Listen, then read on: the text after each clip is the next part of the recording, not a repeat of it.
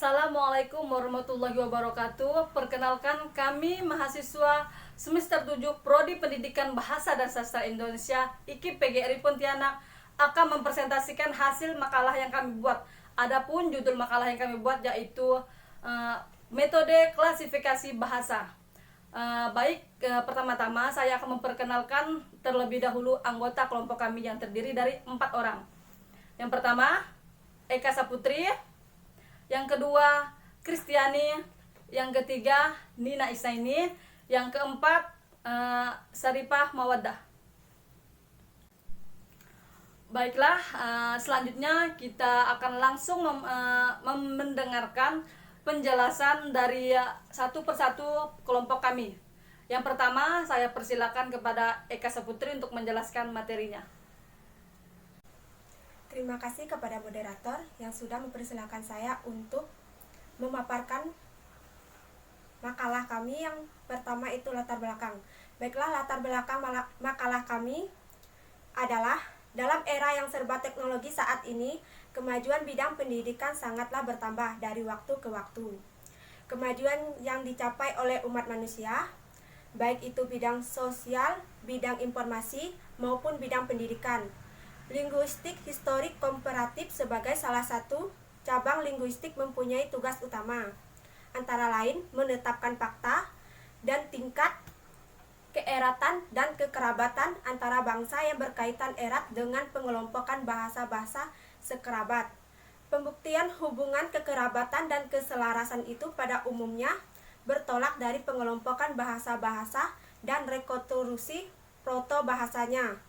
Pengelompokan adalah penentuan bahasa-bahasa dalam susunan atau protokorabat pomilistri. Selanjutnya, rekonstruksi proto-bahasa adalah penetapan satuan-satuan kebahasaan sebagai proto-bentuk. Selanjutnya, rumusan masalah. Yang pertama, jelaskan apa yang dimaksud metode klasifikasi bahasa. Yang kedua, apa yang dimaksud dengan Stambout Story. Yang ketiga, bagaimanakah teori gelombang? Yang keempat, bagaimanakah metode pemeriksaan? Yang kelima, bagaimana inovasi dalam pengelompokan bahasa? Dan yang keenam, bagaimana masalah pengelompokan bahasa Nusantara?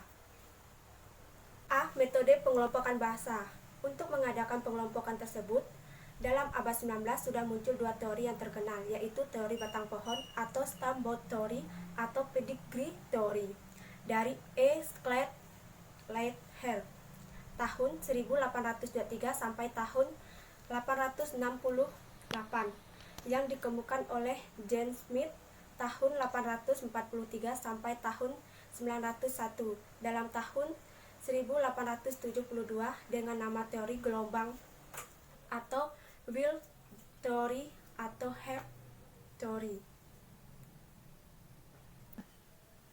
Selanjutnya, yang pertama, Stambout Theory. Metode pengelompokan bahasa itu didasarkan pada teori yang terkenal yang dinamakan Stambout Theory tahun 1866 atau kemudian dikenal dengan nama Family Tree atau silsilah.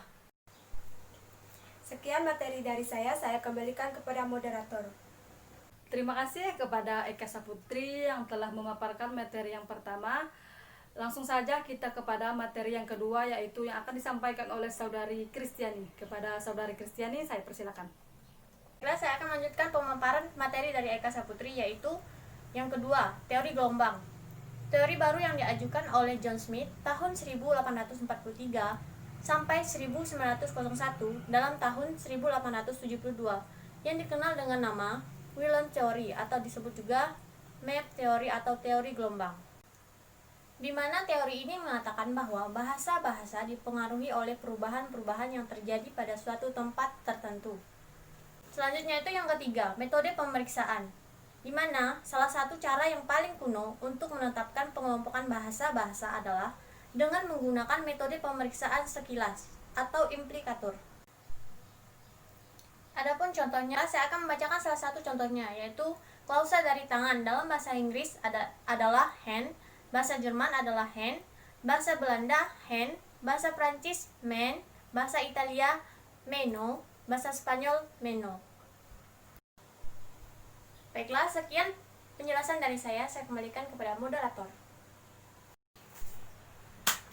Terima kasih kepada pemateri Kristiani yang telah memaparkan materi. Selanjutnya saya persilakan kepada Saripah Mawaddah untuk menjelaskan materi selanjutnya. Kepada Saripah Mawaddah, saya persilakan. Baiklah, saya akan lanjutkan materi yang selanjutnya, yaitu yang keempat ada metode kosakata dasar.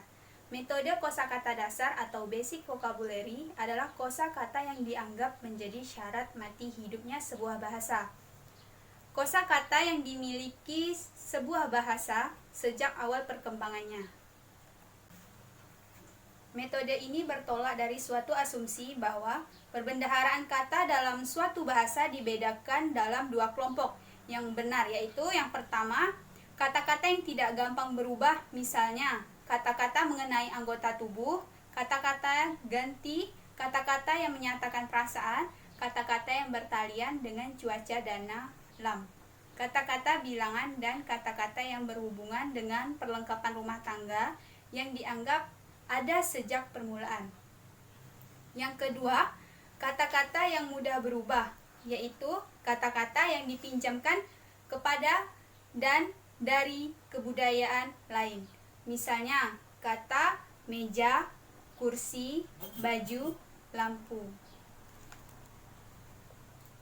Yang kelima, ada inovasi. Inovasi pertama-tama terjadi karena salah ucap, salah tulis sebuah kata atau teks lama, walaupun tidak menyangkut kosakata dasar. Dalam menafsirkan naskah Melayu lama yang ditulis dengan huruf Arab Melayu, ada yang mengatakan bahwa Henglekin dan Henglekiu sebenarnya nama orang yang sama. Baiklah, terima kasih. Sekian materi yang dapat saya jelaskan. Saya kembalikan kepada moderator. Terima kasih kepada Saudari Saripah Mawaddah telah menyampaikan materi. Yang selanjutnya materinya akan saya sampaikan sendiri, yaitu materi terakhir, yaitu yang keenam, masalah pengelompokan bahasa Nusantara. Ternyata usaha untuk mendapatkan pengelompokan bahasa-bahasa Nusantara tidak memberi hasil yang memuaskan dengan menggunakan teknik pemeriksaan sekilas maupun dengan mempergunakan kosakata dasar. Perlu kiranya dikemukakan bahwa dalam mengadakan subgrouping dengan menggunakan kosakata dasar tidak boleh diadakan perbandingan secara etimologis atau terlalu bersifat etimologis. Misalnya, dalam bahasa Melayu terdapat kata hulu yang berarti bagian pangkal, atau udik bahasa Tagalog ulo yang berarti kepada. Bahasa-bahasa lama Holot tengah ulu yang berarti kepala. Adapun 4 model klasifikasi bahasa diantaranya yaitu yang pertama, klasifikasi genetis, yang kedua, klasifikasi tripologi, yang ketiga, sosiolinguistik, dan yang terakhir, klasifikasi areal. Baik, itu saja pemaparan materi dari saya sendiri. Kurang lebihnya saya mohon maaf. Saya kembalikan kepada moderator. Terima kasih, itu saja penjelasan dari kelompok kami. Kurang lebihnya kami mohon maaf kepada para peserta yang ingin bertanya atau masih kurang jelas dengan penjelasan dari kami. Para peserta boleh berkomentar di kolom komentar di bawah. Semoga apa yang kami sampaikan bisa menjadi manfaat bagi kita semua, menjadi ladang pahala bagi untuk kita semua. Kurang lebihnya saya mohon maaf. Wabillahi taufiq wal hidayah. Wassalamualaikum warahmatullahi wabarakatuh.